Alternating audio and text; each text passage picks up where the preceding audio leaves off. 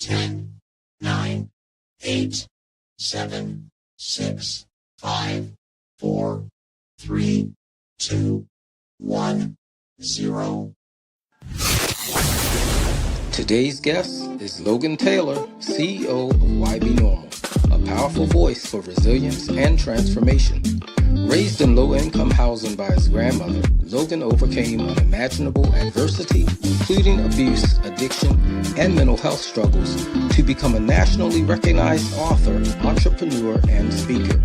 Through Y.B.Normal, Logan has inspired millions with his message of hope, reaching audiences through educational programs, student leadership academies, and viral YouTube videos with over 8 million views. His work empowers at-risk youth and educators to unlock their potential and reshape school culture. Logan holds multiple certifications in mental health and emotional learning and is a recipient of the President's Lifetime Achievement Award. He's currently pursuing a master's degree in mental health therapy, continuing his mission to serve others. He lives by the mantra, why be normal when you can be extraordinary? Listeners and viewers both here and at home, please welcome your hosts, Logan Taylor and Dr. Whitty.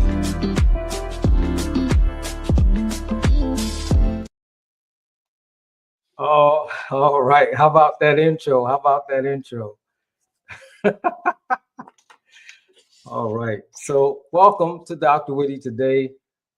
We have awesome guests. You already know who it is. It's Logan Taylor. I just want to say welcome to the show. I know you could be anywhere right now, but you chose to hang out with me on the DrWhitty Today show. So we look forward to the conversation. But before we get started, do you have anything for the listeners and viewers that maybe wasn't covered in the introduction?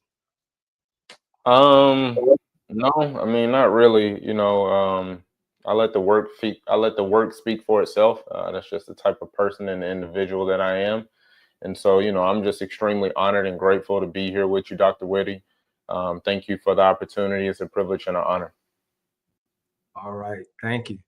I had a chance to listen to some of your videos, and I was actually listening to them on the way in because today has been one of those days. So, I said, well, I'm going to be interviewing Logan. I may as well put something with Logan on so I can stay motivated and be ready for this conversation and this interview. So I'm glad that you made it. I'm glad that I made it.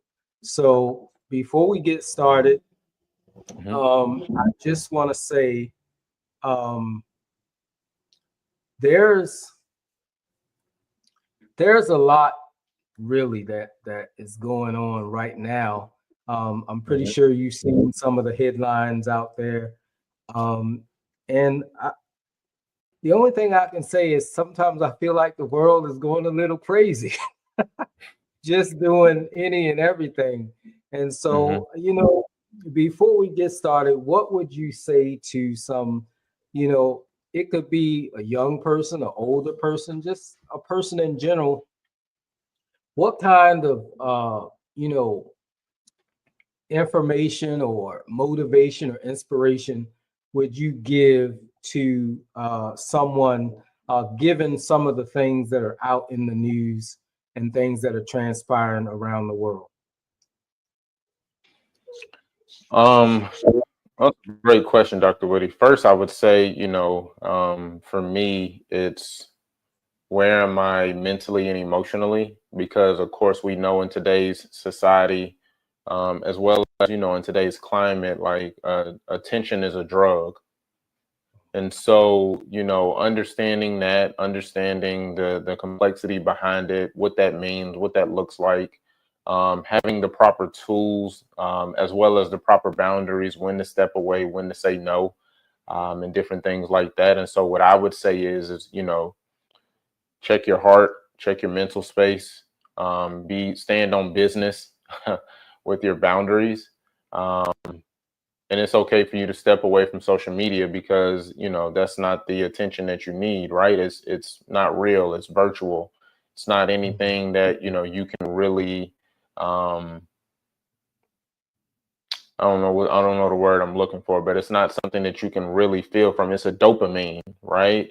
And so just understanding that, understanding the complexity behind it, and holding ourselves accountable, and staying consistent. And so that's what I would say in regards to people that are looking to make a change, and different things like that. All right, thank you. And you mentioned the term stand on business, and I want you to say what that means in your own words. So, just for the people out there, what does that mean to you? Standing on business for me is,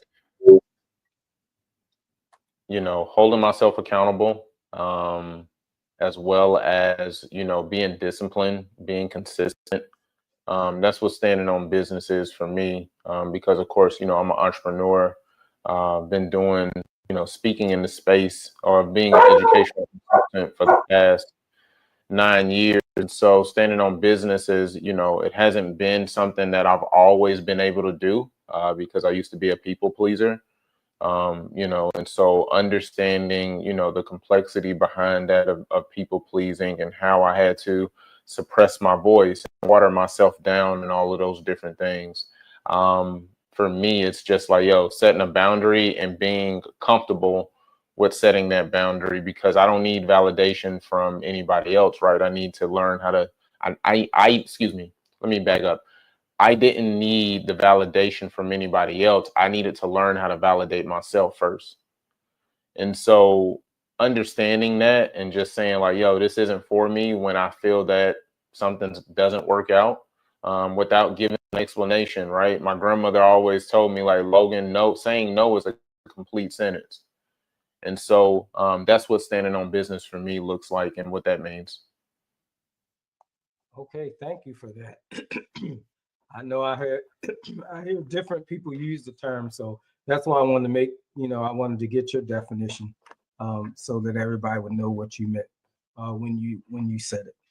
Well, So I deal with a lot of kids, Doc. So, I gotta be hip to the language, because I don't want them to be telling me I'm old, or, they be calling me unc now. And so I just be like, I'm not an uncle, man. And then, they break it down to me and all that type of stuff. But the kids keep me young. And, I'm grateful. So, for sure. all right. All right, so let's talk about Y.B.Normal. So the origin of Y.B.Normal. What inspired the name and the mission behind Y.B.Normal, and how has it evolved since its inception? So it's evolved bigger than, anything I ever could have imagined, anything that I ever could have thought of.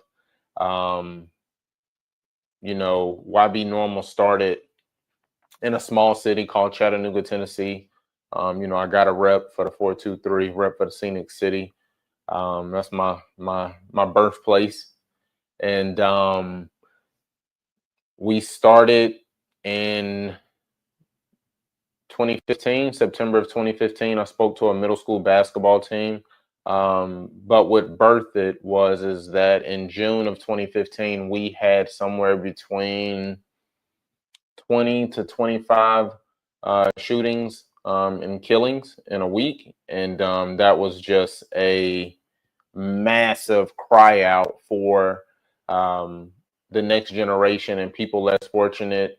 I knew a vast majority of the people, whether if it was the person that did the shooting, or the person that, got shot, or their house got shot up, whatever the case may be. I felt like that was a crowd for help. And I can remember at the time, I was then at that time, I was with my baby boy's mom, my baby boy Deuce. We were boyfriend and girlfriend in a relationship, and we went to Florida on a family vacation.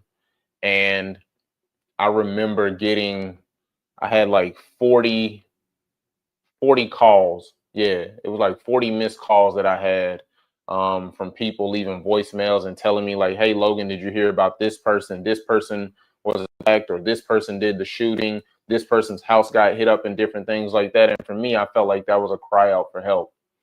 My grandmother always told me, like, Logan, no matter where you go, you always make sure you leave it better than the way that you found it.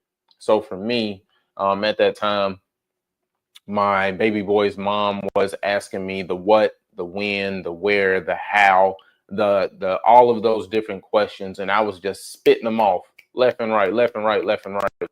And I remember us driving back to the hotel, and we were at a stoplight, and she asked me, well, what do you want the name of it to be? And I can remember sitting there at the light thinking of the name, and there was a car that was behind us, and they blew the horn for me to go, and that broke my concentration.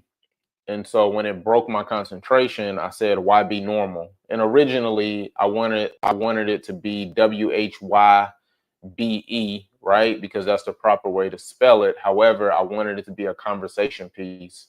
And so that's where the Y and the B with the normal and the question mark comes into play. And so when we got back to Chattanooga from Florida, I hit the ground running and just started, trying to find out things, researching, learning, and all of those different things. And then I got an opportunity to speak for a middle school basketball team. I remember I had on a full-fledged suit and tie. I had took my jacket off, and that was probably one of the worst presentations I ever gave. I fumbled over my words. I was stuttering. My hands were sweating. I was nervous. I was forgetting, things to say. Like it was horrible. And I remember one of my good friends, he was the coach at the time, and he was like, "Oh man, you did good." And I was like, "Did I?" I was like, "Okay, cool." Right. So then after that, we fast forward to 2016. Well, I'll say December of 2015, going into the new year at the end of December. I was telling the woman that I was dating, I was telling her like, hey, listen, I wanna give back. So I have this thing that I do at the end of the year where it's like I'm very intentional with spending time with God and praying and different things like that to see like, hey, how do you want me to move? What's the plan? What's the goal for, the following year, and different things like that. And so I'm very intentional with that. And so to be able to have that opportunity to, do that, I don't take it lightly. And so we do that. January rolls around. I give away like 70, 75 pairs of shoes to people less fortunate in the homeless community on New Year's Day. I remember it raining, it was cold, and I had some of my friends tag along with me. And then from there, we do a community event called Cut the Hate and Share the Love, where we partner with local barbers and stylists, and they were able to give haircuts and hairstyles to the homeless community and people less fortunate. We would have people donate gently worn shoes and clothes. Most of the clothes that people donated still had tags on them. We would partner with a chain restaurant, and they would donate food to us, with the exception of one year. I had one of my friends, he had started his business, and I wanted to support him, and so he made us spaghetti. And then we would partner with a person that was licensed to do Medicare and Medicaid, and she would sign people up to get them on Medicare and Medicaid. We also partner with the American Job Center, where they would do mock interviews. You would be able to fill out job applications, different things like that, as far as, trying to enter into the workforce or try to get back into the workforce. We partnered with the big hospital, the big local hospital that we had there. They were able to, give information and different things like that to the people less fortunate in the homeless community. Trying to think what else. There's so much stuff. And then fast forward to going into 2016, I would meet with schools. We would partner and collaborate with schools and stuff like that. Did it free for 2 years. And it wasn't until 2019, and I'm kind of like paraphrasing, but in 2019, no, yes, 2019, we got an opportunity from two principals, and they gave us an opportunity, and then from there, I was just like, yo, I'm all in, and it just caught like wildfire from there, and so it's been a blessing. So that's our origin story. That's how we got started. And like I said, I never thought in a million years that Y.B.Normal would be in the position that we would accomplish, a lot of the things that we've accomplished thus far. Because again, this isn't what I wanted to do. Just to be, transparent with you, Dr. Whitty, like I wanted to own a shoe store. That's what I wanted. I wanted to own a shoe store in Charlotte, North Carolina. I remember creating a business plan. I remember going to, the trade shows and meeting with, all of the brands and people at Nike and Reebok and Adidas, and, asking all the questions and talking to the, regional managers and directors and all of those different things, and going to Charlotte and looking at buildings and all of those different things. And the creator, right, was like, no, that's not what I want you to do. I got something else. We're going to pivot and move in a different direction. And so, a lot of people ask me like, Logan, like, why are you so passionate about what I do? Because I realize that this is my calling, and it's my purpose. And so I don't take it lightly. Of course, we know that in the good book, it says that life and death is in the power of the tongue. And so therefore I'm so passionate about what I do.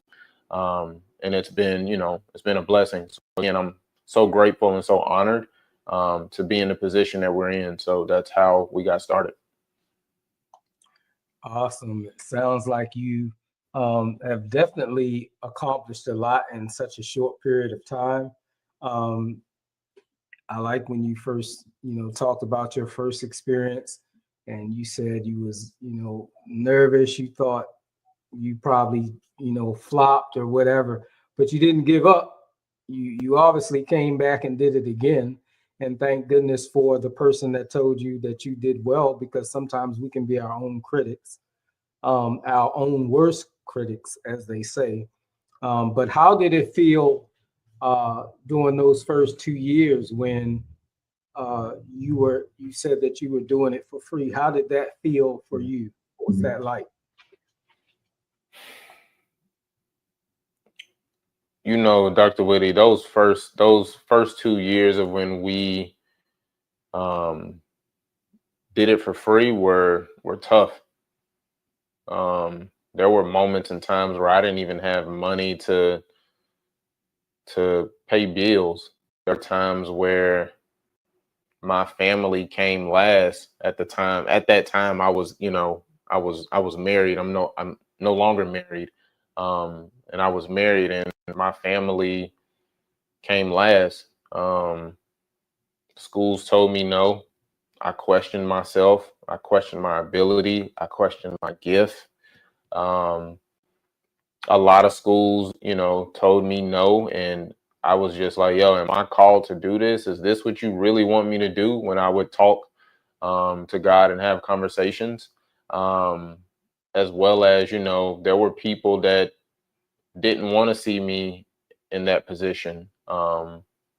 So there were, a lot of people that lied, that hated, that put a target on my back, like all of those different things. I had a lot of discouraging moments starting out because, again, I didn't know like what to say to schools. I didn't know the language. I didn't know how to, talk the language, curriculum, like all of those different things, and just didn't have the proper systems in place. And so it was, starting out, it was very discouraging. But it was one thing that, what I realized deep down at the foundation and my core of who I am, I'm very resilient. And so for me, it's like, yo, I let no excite me now. When a client tells us, oh, we're moving in a different direction, I let it excite me. And I've been that way for quite some time. I've learned how to like work-life balance, right? Like I make sure that the people that are in my inner circle, my kids and, my family and different things like that, like I make sure that they get the best part of me. and not get the leftovers. So starting out, you know, those first 2 years, I was giving people that I said that I loved, I was giving them the leftovers while going out into the world and letting the world get the best of me and let them punch on me, beat me up and all of those different things. And I was giving my people that were, you know, I said that I love, I'm giving them the leftovers. And it was like, yo, Logan, like, what we doing? So it was challenging. And, you know, for anybody that's listening, I would say, like, hey, listen, like, just stay disciplined, stay consistent. And you got to block out the noise, and you got to be, I tell people, like, you have to be a little delusional to believe that you can turn your dreams into a reality. And some people are like, no, I don't think so. And I'm like, no, you really do, because there's people that didn't go after their dreams, and they're going to try to talk you out of theirs. Right. I tell people, you know, one of the richest places in the world is not, you know, Dubai or New York or, you know, the education space or Apple or Tesla or anything. It's the graveyard, because most people leave this world and they leave this earth with dreams dying inside of them, for a multitude of different reasons. So for me, that's, you know, what I would say is like, yo, like, just block out the noise. Like, you got to block out the noise, because if not, you're going to always look for the attention or the applause of the crowd. And there's going to be moments where the crowd ain't going to be there. And it's just going to be you and your craft, you and the work, you and God, and nobody else. So. Thank you. Thank you for that.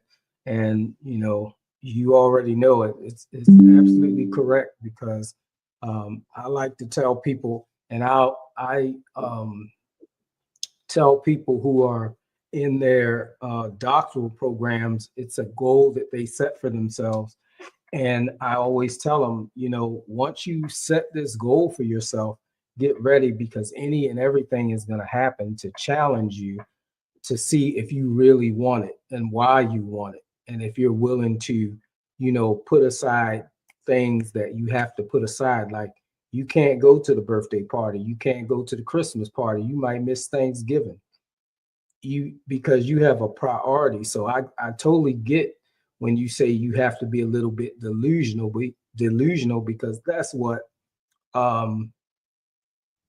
you can feel like when you're going after your dream, your purpose, your calling, your goal, because you get to a point where sometimes you do want that that encouragement to go for it, and then when you're not getting it, that's when you really got to dig in and say, hey, you know, whether somebody else is going to be there to push me along or support me, I have to believe that I have what it takes, that I possess my own answers to get what I want to achieve and get it done.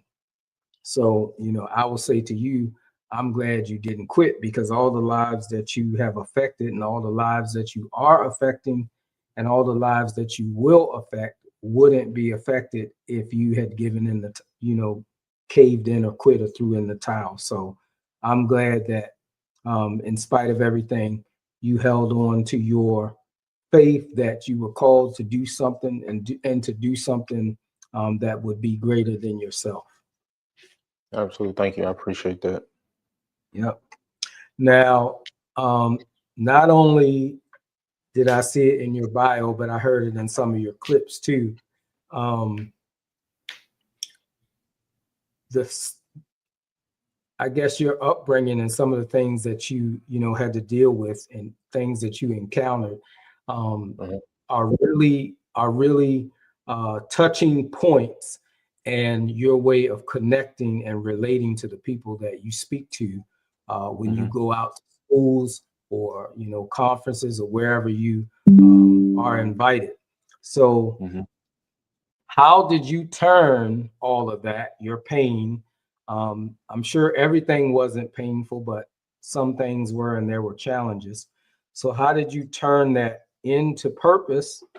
And can you share a pivotal moment when you realized your trauma could be transformed into a tool for healing other people? I mean, I mean, I've had a multitude of different seasons, where, things were tough, or it was a turning point for me, or, different things like that. Like, it could have been when, I went through a divorce in the height of COVID. It could have been when I lost all of my engagements, right before COVID started. Um, it could be, us doing it free for 2 years. I mean, there's a multitude of things. It can be, when I lost an employee, when I had to fire an employee that wasn't a good fit for our company and the brand. It could be when, I had some mental health, had some mental health, I guess, like mental health, I don't know what you would call it, like limiting beliefs, like mentally and emotionally, dealing with depression, dealing with anxiety. I mean, there's a multitude of different, seasons that was just like, yo, I don't know if I'm gonna get through this. And then I come out on the other side and just like, yo, now, I'm a beast. Um, but one thing I can say for me is like I never lost hope or my eye on who I depend on. And me being a king's kid and understanding what that means, um and then also thinking about my kids, thinking about my family, thinking about the people that are attached to me. um that was another thing for me. I've gone through some of the darkest moments by myself. I've gone through some of the darkest moments with people. um But one thing that I can say is that I never stopped doing the work on myself, mentally, emotionally, physically, spiritually, um, and different things like that. And so for me, it's like, yo, like, yep, Logan, this happened, but we still got work to do. And like, that's one thing that I've always told myself, and I pride myself on that, is like, yes, it hurts. Yes, you had a failed marriage. Yes, you had a failed relationship. Yes, you lost people that you thought would be here forever. But at the end of the day, we still got work to do. So, for me, it's like, yo, being resilient, and giving myself grace. That's another thing too. Like, I had to learn what that meant for me and what that looked like. I was talking to my trauma therapist. So I have two different therapists now in the season of my life. I have a trauma therapist, and then I have a regular therapist that I've been working with since September of 2018. And I'll touch on that in a minute. But my trauma therapist, she said something to me, because one of my biggest trauma issues, or problems, I guess you would say, is I deal with abandonment. So dealing with abandonment, right? Like, it's, hey, you self-sabotage, right? You automatically think that, when somebody tells you no, that they're gonna abandon you, they're gonna reject you, different things like that. And so, that comes from my childhood. Um, and one thing that I used to tell her, like, yo, I used to feel guilty for stepping away from work. Like, if I took a day off, I would feel so guilty, Dr. Whitty. Like, I would feel bad, as if like, yo, I'm a failure. Oh, I'm not getting any work done. Like, it's supposed to be grind, grind, grind, grind, grind, grind. And it's like, yo, like, Logan, you can grind, but you need to grind being smart, and you need to grind being intentional. And I remember saying to her, and she said something to me. She was like, Logan, she was like, don't feel bad for, taking a day off or resting or anything like that. She was like, because what you're doing is you're recharging.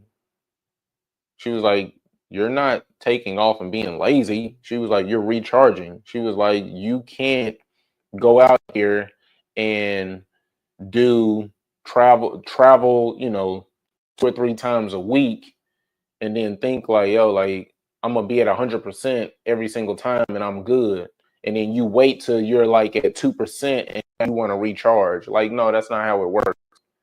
Right? It's like when our phone, you see that notification that pop up and it say, yo, you got 20%, you got 10%, whatever the case, and you put it in low power mode, you automatically, you're running to put it in a charger. So for me, it was like, yo, I need to have that same mentality when it comes to my mental health. I need to have that same mentality when it comes to my emotions. I need to have that same mentality when it comes to my relationship with God. I need to have that same mentality financially. I need to have that same mentality with my time management. And so for me, that's where I found balance at. And that's what has worked for me. So. All right. I just wanted to say, if I could, you said that you were dealing with abandonment, correct? So I just wanted to ask to reframe it from a problem to a challenge. Okay. Just because, you know, a lot of times, you know, the word problem can be associated with, you know, something that needs to be solved or something that needs to be fixed. And so nothing's wrong with you. It's a challenge that you have to work through. We all have challenges that we got to work through. But I think sometimes when we have the thought that something is broken and that it needs to be fixed, or something's wrong with me, you know how people say, well, what's wrong with you? And we're trying to move away, in psychology, we're trying to move away from that to, instead of saying what's wrong with you, just what happened to you, or what were your experiences that causes you to have this particular challenge or whatever. That way, it's less, it comes off less judgmental, and not you, but I mean, if I were a person talking to you, it would help you to open up more and talk to me about your lived experiences, versus you feeling like I'm implying judgment because I'm like, well, what's wrong with you? You know what I'm saying? So yep, absolutely. That's why when you said, you know, one of your problems were, you know, I just wanted to say,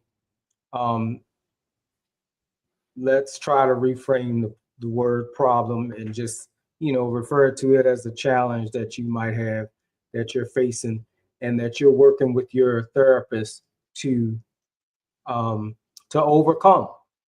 No, for sure. And no, for sure. For me, no, I'm sorry. Go ahead. I was just gonna say thank you for being candid about that, because some people don't open up about, you know, challenges that they have, and they don't open up. When you think about therapy, a lot of us in particular, and when I say us, I mean Black and men, we run from it because of the stigma that comes along with it. And so it's very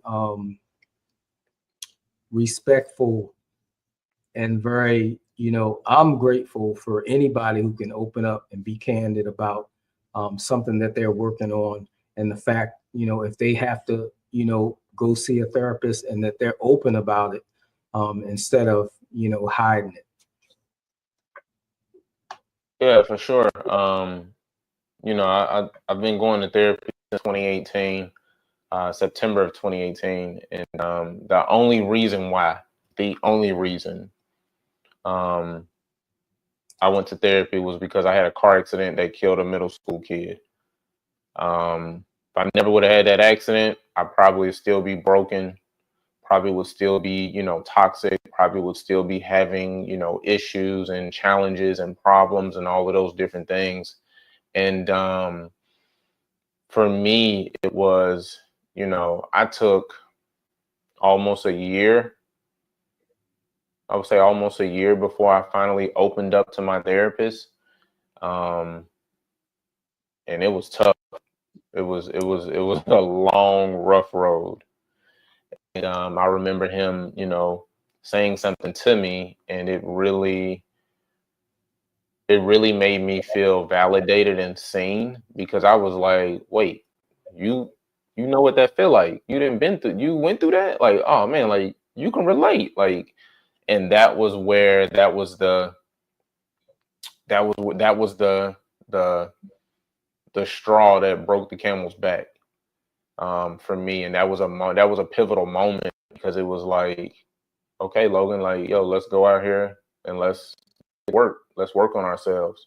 You know, I tell people all the time, because like people about, you know, therapy and, you know, my challenges and problems and, you know, how did you overcome this and all of those different things. Like I tell people like, yo, like I can't go out here, Dr. Whitty, and tell people that they can be the best version of themselves, and I'm not the best version of me. I'm being hypocritical.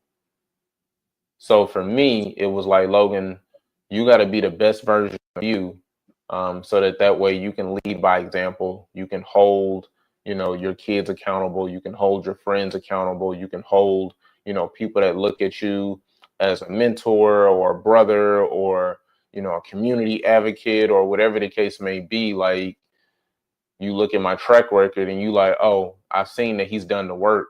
I know that he's done the work, and I'm very transparent about that, because I believe that, you know, being transparent is a superpower.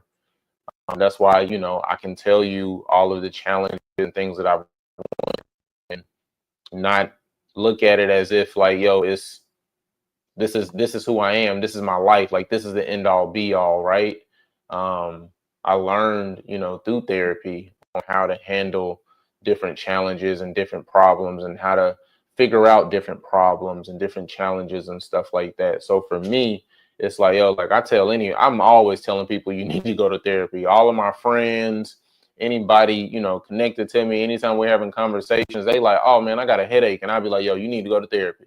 Like, it can be, you know, any little thing. And for me, it's just like, yo, like that's what changed me. That's what changed me for the better. That's what put me in the position that I'm in. And so, you know, that's where I'm at. That's how I feel. Yeah, transparency is a superpower, and transparency is transformational. So don't change that. That's something that you definitely have to keep. Not just you, but us all. Right, I appreciate it. All right. So your book, Y.B.Normal. Which what one? is the core? Well,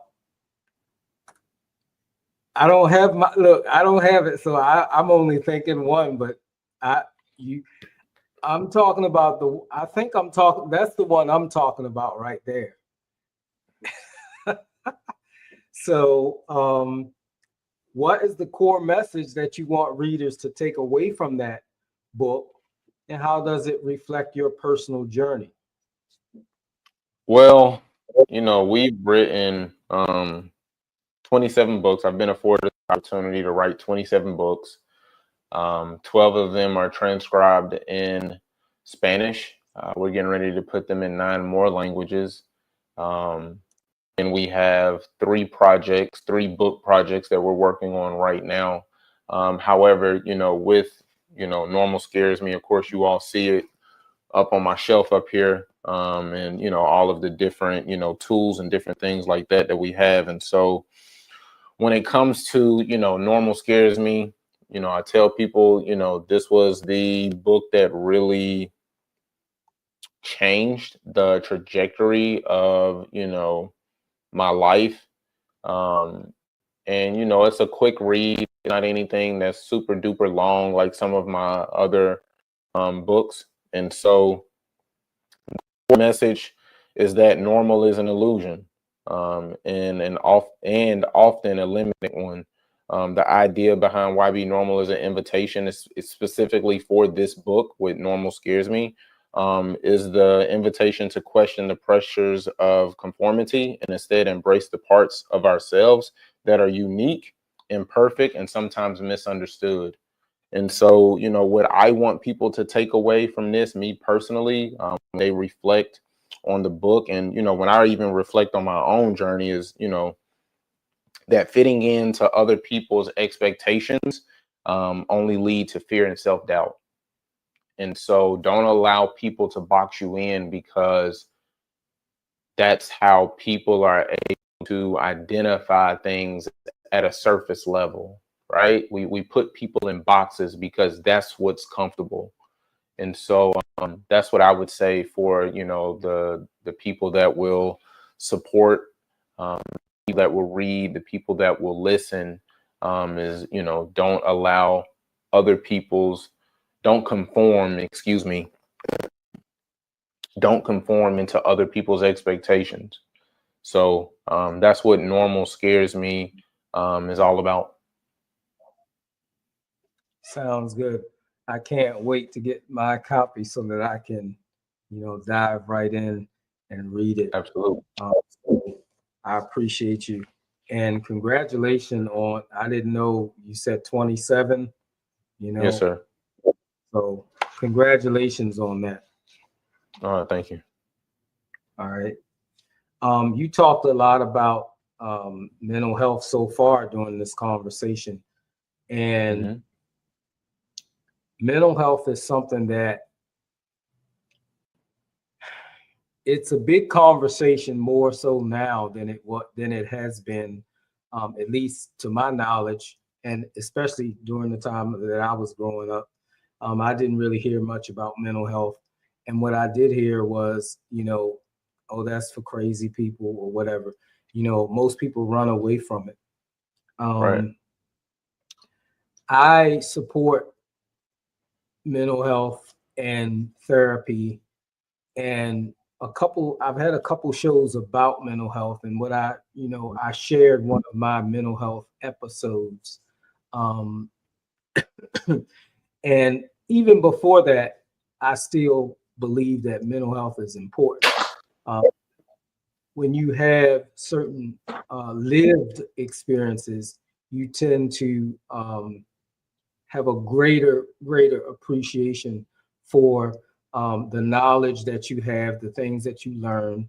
And what I mean is, during my episode, had it not been for the things that I learned about mental health, as far as having to support you, having somebody to call, not second guessing yourself, things like that is what I'm talking about. Had I not had that knowledge, then maybe something would have been would the episode would have been worse, or I could have handled it differently. And long story short is, I had a episode where a situation had happened at work, and I didn't think anything of it. I just thought, hey, something happened. It made me upset a little bit. No big deal. I'll brush it off and I'll get over it. These things happen all the time. But what I realized, that in that moment, I had felt something that I hadn't felt before. Like, I felt this energy that I couldn't shake. And I was like, wow, I'm really upset about this, and it's not going away. And, and it bothered me so much that I thought, man, I wonder if I should call somebody. And this is me thinking of myself. I was like, I'm wondering if I should call somebody, or am I just overreacting? But what did happen was, I ended up making a phone call. And when I made the phone call, the person on the other line, the first thing they did was ask me, was I okay? And it was like, when I heard that question, I froze. I couldn't say anything. I couldn't answer them. I couldn't express anything. I just, froze. And then I couldn't get my words together. I was crying, all kinds of things. And then I thought, wow. But after all of that happened and that energy was released, I was okay. So I say that to say, I believe in mental health. I believe in, therapy, and making sure that you, I know a lot of people say work-life balance. I call it work-life fitness. because, you know, you got to be able to be ready for what might take place. And so for me, that was something that I share when I talk to people about mental health. So how do your own experiences with depression and anxiety and you know, abuse, or, you know, dealing with abandonment, you know, how does all that and the way that you worked on your recovery help to shape you in the way that you support others, you know, like people and that you encounter every day, not just the people you speak to, but, you know, maybe people on your team? Hmm. No, for sure. No, that's a really good question. For me, it's about remembering a time when I needed people and nobody showed up for me. Just to put it in, just to, you know, put it at eye level for people, and to make it digestible. Because one thing, you know, I realize is that when we're not accustomed to certain things, like what you said, for example, you know, with you called the person and they were like, hey, listen, are you know what to say, right? Our body goes into shock, because it's something that it's like, yo, this, I don't know what's going on. Like, somebody's validating me, somebody's seeing me, and I've never experienced that before. And I experienced that with people, right? When I communicate with them, and I'll be like, yo, thank you for sharing. Like, I really appreciate that. Like, I need you to, like, hey, listen, your feelings are valid, right? Also need you to know that even though your feelings are valid, your behavior isn't acceptable, right? Making people feel seen, making them feel heard, making them feel valued, making them feel significant. I think that's a lost art that we have forgotten in humanity. And so for me, you know, I've had conversations with people that when I've said to them, like, yo, I really appreciate that, they're like, you trying to be smart. You are, you know what I'm saying? Like, they take it as a negative. And I'm like, no, I'm really not being negative. Like, this is really coming from a genuine place. Um, and so for me, it's like, yo, anybody connected to me that I love, I want them to feel seen, heard, valued, and I want them to feel significant, because I know what that feels like when you cry out for help and nobody comes to your rescue, right? You have everybody, when it's time to go to the club, when it's time to drink, when it's time to party, everybody's there. But the moment that you're like, hey, listen, I'm not feeling well, or, you know, hey, I'm struggling mentally, or hey, I'm dealing with some things, like, oh, my depression or my anxiety, or, you know, grief, or whatever the case may be, there's nobody there to be found, right? And that's one thing that I learned in business. Like, when I'm doing the work, there was nobody around, right? There was nobody around to help, to support, to, like, hey, Logan, I'm gonna sit here with you while you cranking out emails and phone calls. No. But when people see me getting off of planes and they see me flying first class, or they see me on these big stages, or they see me working with this client or that client and different things like that, now it's like, oh, Logan, I got questions. Oh, Logan, can I shadow you? Oh, Logan, you know, any way that I can help, any way that I can serve. And, you know, I'm not saying that there's anything wrong with that. However, you got to understand people's intentions. And so for me, when it comes to, you know, supporting people, like, my intentions are pure. There's nothing that I'm going to get from it, right? So I remember those moments and times where I felt lonely, where I isolated myself, where I felt less than, and I don't ever want anybody to feel like that when they come in my presence. So for me, it's remembering, like, hey, I remember when I felt like that. Let's not do that to anybody else. So.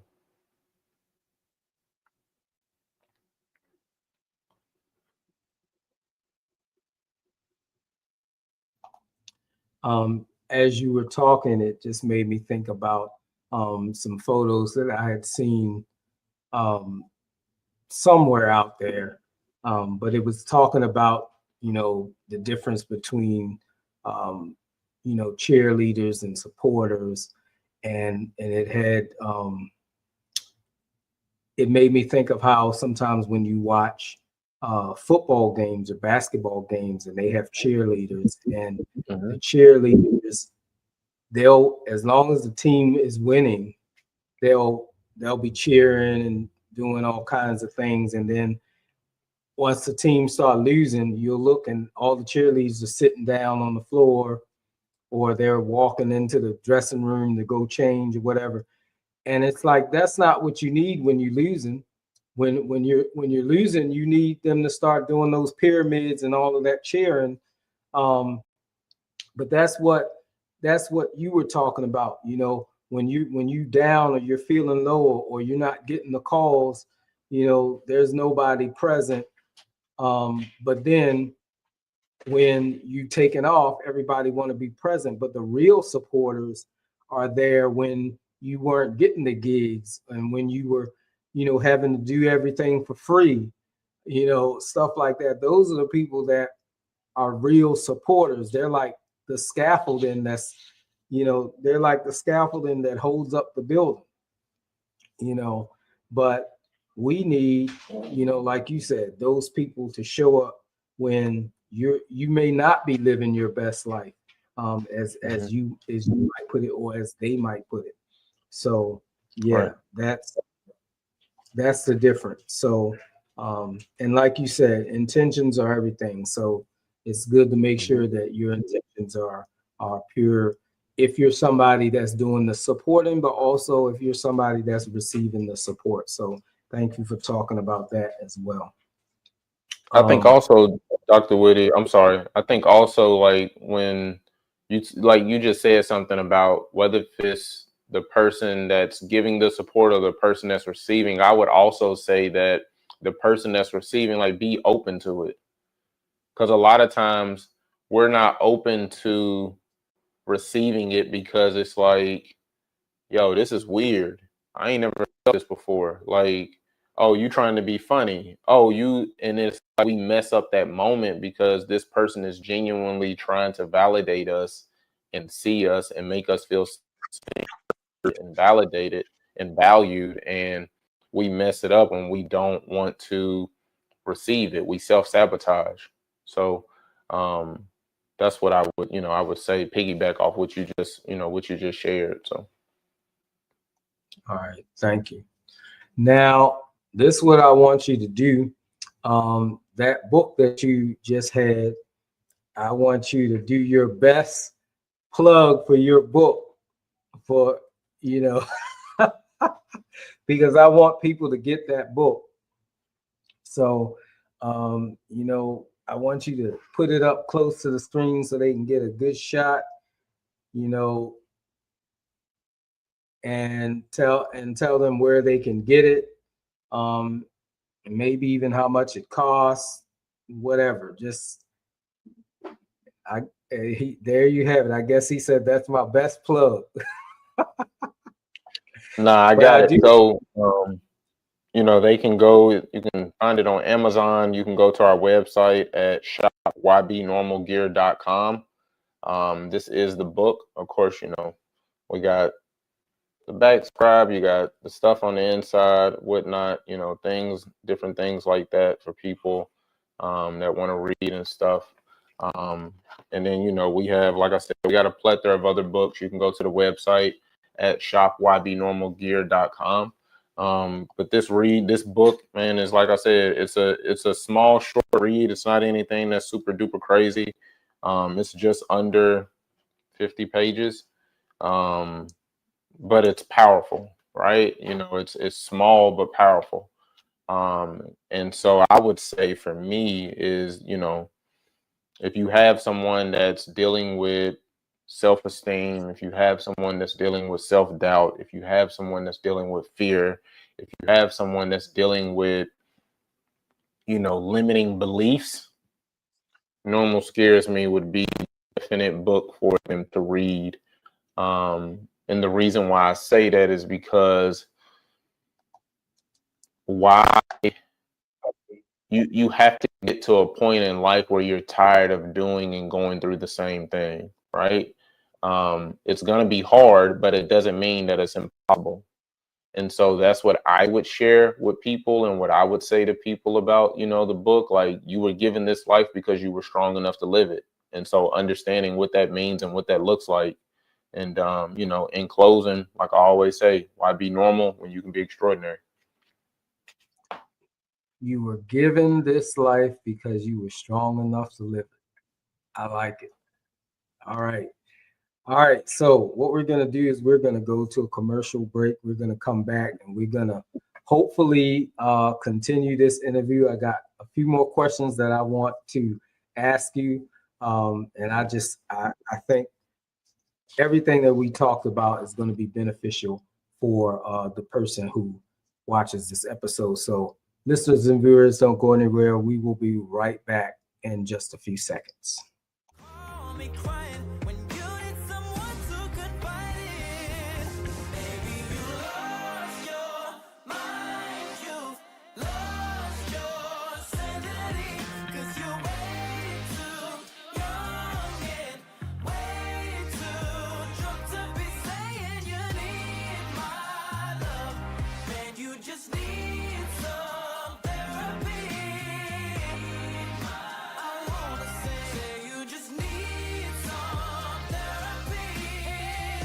Life is a beautiful, complex journey, but amidst the hustle and grind, how often do we stop and ask, are you okay? Introducing Are You Okay? A mental health and well-being check-in and conversation, the groundbreaking book by Dwayne Wiggins Jr. With a sincere heart, Dwayne takes you on a journey that reminds us all mental health matters. This powerful guide encourages open dialogue about mental well-being, showing how vulnerability fosters healing, connection, and understanding. It's a call to reflect, reach out, and break the stigma around mental health. Together, we can build a community rooted in empathy, support, and understanding. Start your journey today. Pick up Are You Okay? And spark meaningful conversations that truly matter. Because when we check in on each other, we grow stronger together.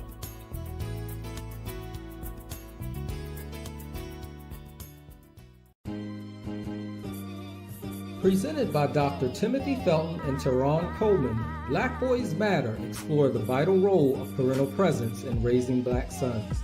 As Black boys navigate persistent obstacles and challenges, fostering authentic, trusting, and nurturing relationships through positive engagement becomes crucial. Each chapter of this profound manuscript leaves readers with greater understanding and deliberate techniques for addressing the issues these young men face. Get your copy wherever books are sold. Are you just checking boxes or changing lives? Bridges and Breakthroughs by Dr. Trenton Watson is more than a book, it's a movement. It's your roadmap from routine to purpose, from task-driven to mission-led. Discover how to lead from your why, connect with student identity, and build powerful partnerships that transform classrooms and communities. Whether you're a teacher, coach, or school leader, this book will reignite your passion and remind you, you are the bridge, you are the breakthrough. Available now on Amazon. Step into your purpose. Education is waiting.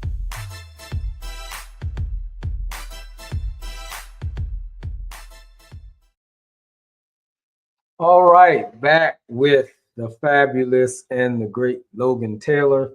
I'm just honored that you are the guest here tonight.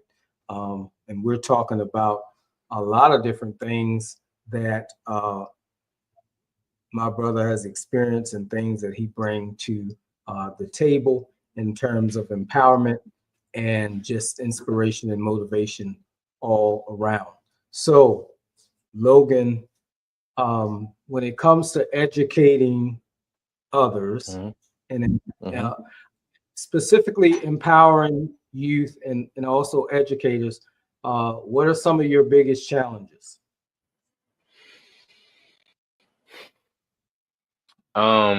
Well, I mean, we talk to students, we talk to parents.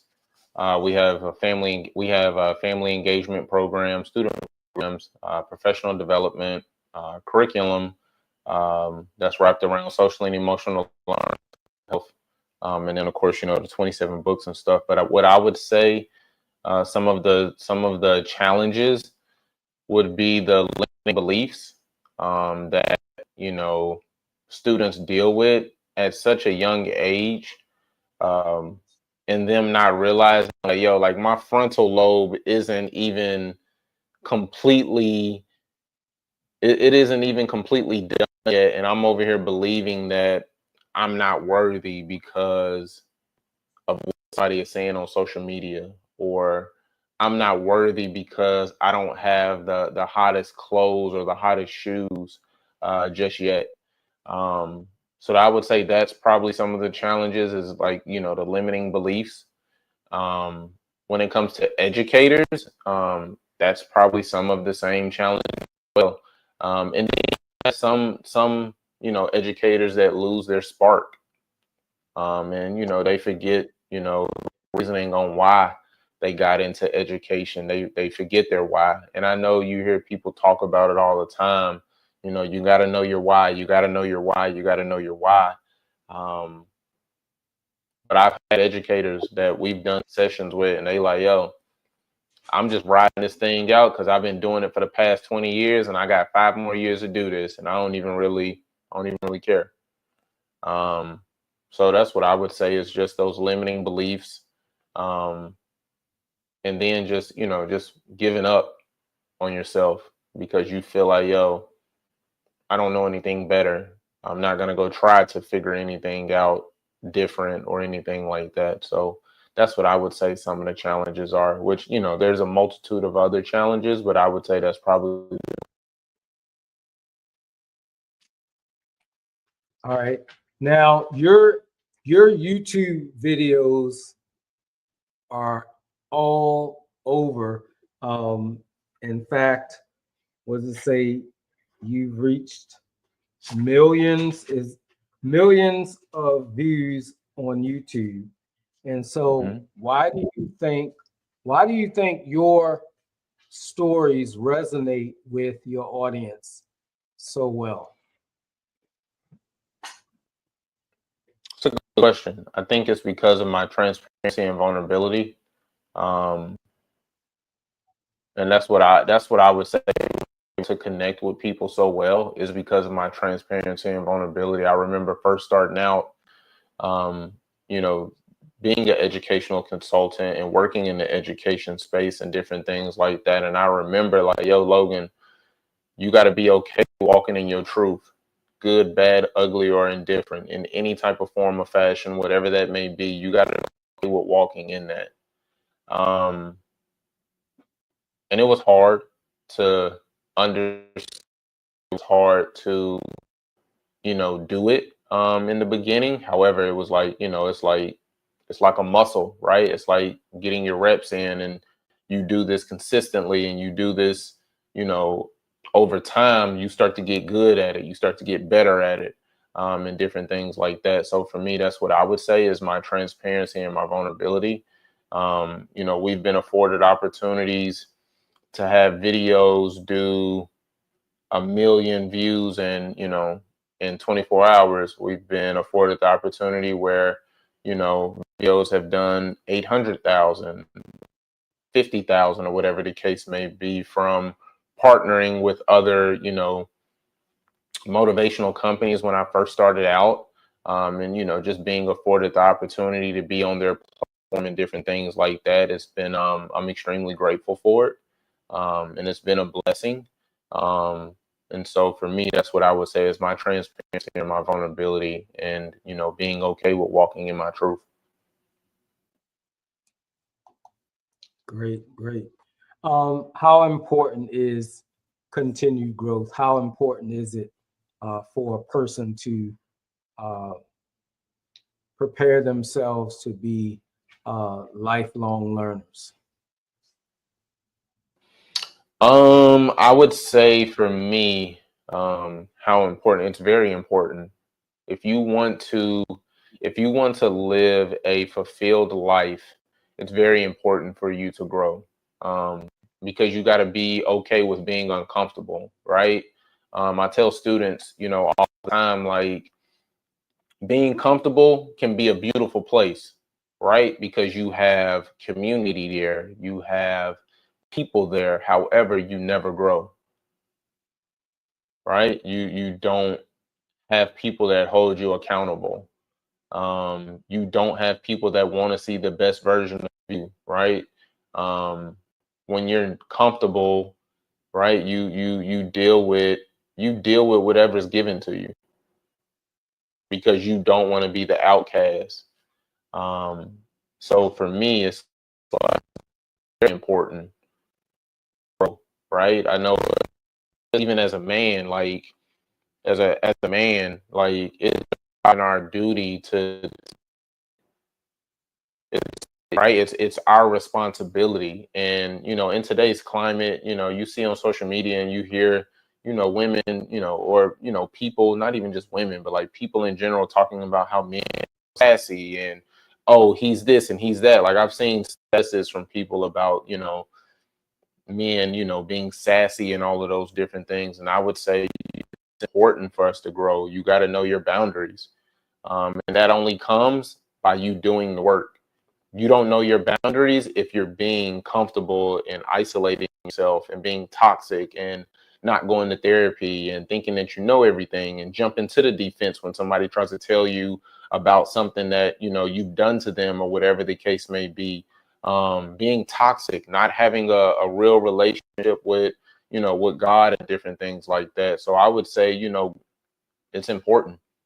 It's vital, at least for me, it is. So that's what I would say in regards to the question that you asked. All right, excellent. All right, 2 more questions. You got to hang in there with me. All right. All right, I got you. I got you. Let's do it. So, community impact and legacy. How do you measure the success of your work in the community, and what legacy do you hope to leave behind?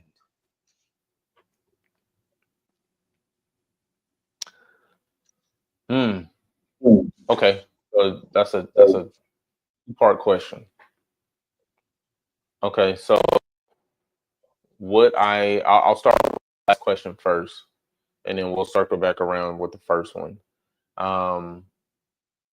What I would love to leave behind is something that will outlive my breath, something that will outlive my kids' breath, something that will outlive my kids' breath. And that could be, you know,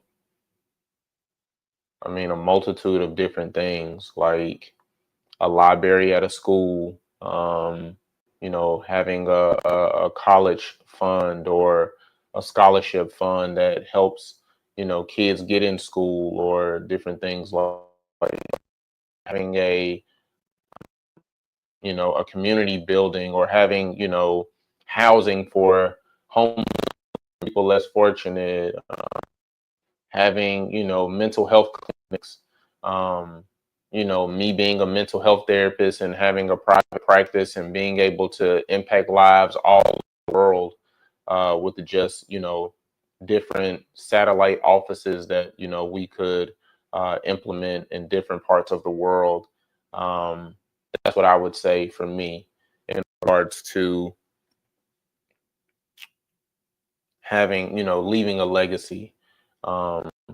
That's what I would say. And then as far as defining, what did you say? You said defining community, and what was the other one? How do you measure success of your work in the community? I measure my success by the lives that are impacted. And if that's just one person, I'm completely satisfied with that. My job is done. I agree. That's what I would say. I agree. And, you know, even though, you know, I've graduated and, you know, I have a few degrees and a certification, I actually signed up for um, a, a master's program for mental health, because I too want to know more about the clinical realm for those the same reasons that you just said. And so that's something I haven't really, said anything or talked to anybody about it, but I thought about it as you were talking, and I did sign up for that. And, I don't have all the answers, and to be quite honest, I don't even have all the money, but, Right. but I'm believing that I'm going to get through it. And because I want to be able to provide services to people who could not afford to come to therapy. I want to be able to help, not only people, but, even family members that I know that need therapy, and be able to talk to them about the importance of therapy and why they need to have therapy.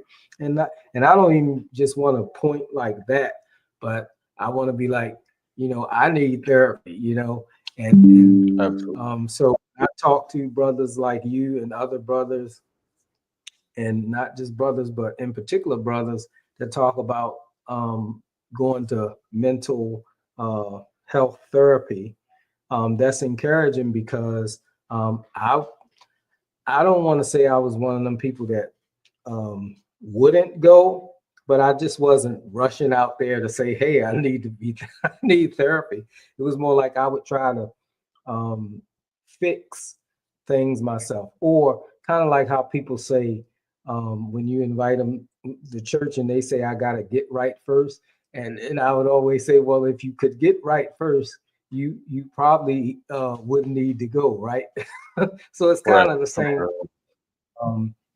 You got to be willing to go and be vulnerable and transparent, as you said, and then you use the term. You said do the work, and so although I know what that means, I want you to say something about what does that mean? What does that look like? Do the work. And I realize it can look different for different people, but just summarize that in your own terms for somebody that might be wondering, well, what does he mean when he say you have to be willing to do the work?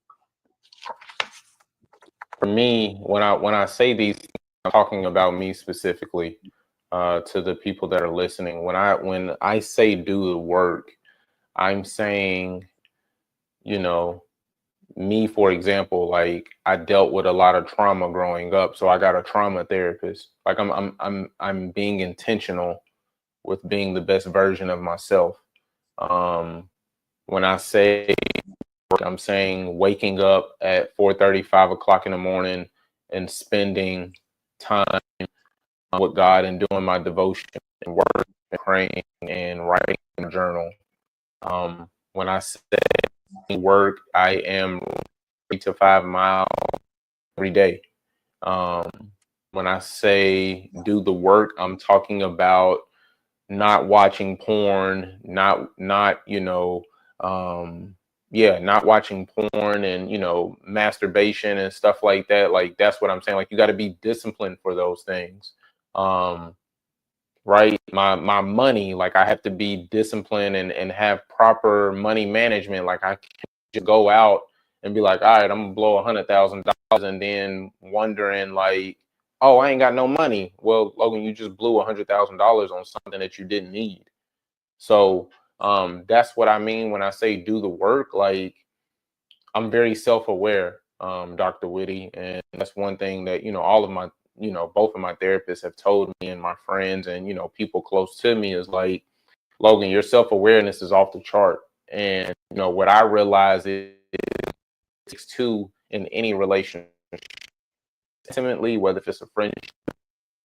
And I know there have been moments and times where I haven't been the best friend. I know there have been moments where I haven't been the best brother. I know there have been times where I haven't been the best dad. There have been moments and times where I haven't been the best boyfriend, or I was married, I wasn't the best husband, and different things like that, right? And I could use every excuse in the book. Well, I've never seen that before, or I wasn't exposed to that, or I was raised by women and I grew up in a single parent household. You can only use those excuses for so long, right? My trauma That's not my fault. However, my healing is my responsibility. So for me, it's understanding like, yo, Logan, you have this challenge of dealing with abandonment. You have this challenge with dealing with anxiety and depression. Like, yes, no, those things, I didn't do those things to myself. However, it's my responsibility to have the tools to fix those things. It's my responsibility to have the tools to be like, yo, when I'm dealing with depression, okay, these are the tools that I need to use. When I'm dealing with anxiety, these are the tools that I need to use. When I feel like, yo, I'm being rejected, or I feel like I'm being abandoned in some type of way, these are the tools that I need to use. And so that's what doing the work for me looks like. And that's what I mean when I say by doing the work, like, you know, peeling the skin, peeling those layers back, and taking a deep dive into yourself internally. One thing that I realize is, Dr. Whitty, is that we can lie to other people, but we can't lie to ourselves. So I would say with doing the work. Thank you. I have one last question, but before I ask you that question, I just want to say, while you was talking, I was thinking that this morning while I was headed into work, I was having a conversation, and you know, I'm being honest, nobody was there in the car with me, but I was having a conversation like out loud, and I was just talking about you know, my kids, and you know, just thinking about different things and wondering, you know, was I too hard or not too hard, or thinking of moments that I may have been too hard. And you know, as I talked about that, I began to think of different things. I began to, you know, tear up and stuff like that. And I'm just saying that because, like you said, you have to be willing to do the work. You have to be self-aware, and you got to work on, you know, being the best version of yourself. And so I brought that up just to say that, you know, things that you are talking about now and things that you have already said is really a blessing to me, because it's somebody that's being authentic about themselves. And I see why your stories are so relatable. And, you know, so I just want to say thank you for being authentic and, you know, not being afraid to be open about your challenges. So, yeah, when the whole time you was talking, it just made me think of my conversation this morning. And it was a very, I'll just use the term a moving experience that I wasn't expecting to have. So, yeah. No, thank you for that. I really appreciate it. Yeah. Oh, no problem. Extraordinary over normal. This is the last one. What does extraordinary mean to you, and how can listeners begin to embrace that mindset in their own lives? What extraordinary means to me is making an impact and leaving a legacy for something that's going to outlive your breath. That's what I would say extraordinary is having the opportunity to fly her class to go visit her sisters. For me, you know, being able to impact 1.5 million students in a year. For me, extraordinary is being able to write so many books. For me, you know, extraordinary is, you know, that student that, you know, those students that give me their suicide letters and they say, yo, like something that you said really sparked something in me to listen and to take heed and to change the narrative. So for me, that's what extraordinary living is. Extraordinary living is making an impact and doing it to the best of your ability. And, I would also say, extraordinary living is, for me, is when, I transition from this earth and I hear God tell me, job well done. So that's what, extraordinary living is to me. Just all of those things compassed all into one big thing. And that's extraordinary living. Awesome. Awesome. The Bible says, death and life are in the power of the tongue. And it also says that a good man leaves an inheritance for his children's children. Absolutely. Thank you for speaking life to those that you come in contact with. And I believe that the legacy you want to leave behind is going to be left as you continue to pursue your purpose. So I appreciate it, Dr. Whitty. No problem. Thank you for hanging out with me past the hour that you was. I'm so thankful for you not saying, "Hey, I'm past my hour. I got to get out of here." It's definitely been a pleasure. I hope this is not the last time. Please tell everybody watching how they can find you, how they can book you, whatever. Just go ahead and tell people how to find you. They could go to our website at www.Y.B.Normal.org, and it's spelled out just how you see y'all on the crew neck. It's the letter Y, letter B, and then normal.org. And so again, it's Y.B.Normal.org. The website too, and you can find all of normal. You find our social medias. You can find our website. Find our programs. You can find our booking request form. All of that stuff is right there on the website. That's how you'll be able to find us. And if there's an opportunity for you to support us, or if there's an opportunity for us to collaborate or connect in any way, we'll be more than happy to do so. All right, there you have it, the awesome Mr. Logan Taylor. Thank you, and thank you again. I'm Dr. Whitty. You can find me on Facebook, X, Instagram, Twitter. Not Twitter, LinkedIn, and Twitch. As you already know, we air every other Monday at 7 p.m. Eastern Standard Time.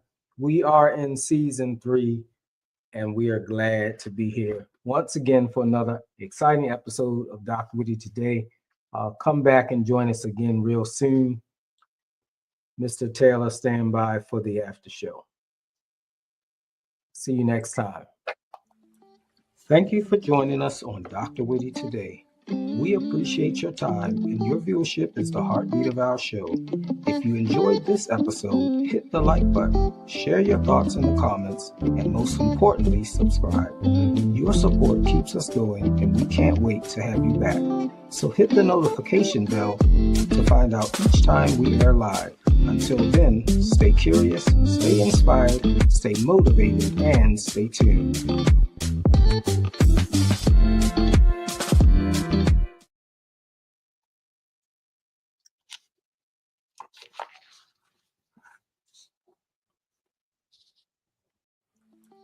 Thank you for joining us on DrWhitty Today. We appreciate your time, and your viewership is the heartbeat of our show.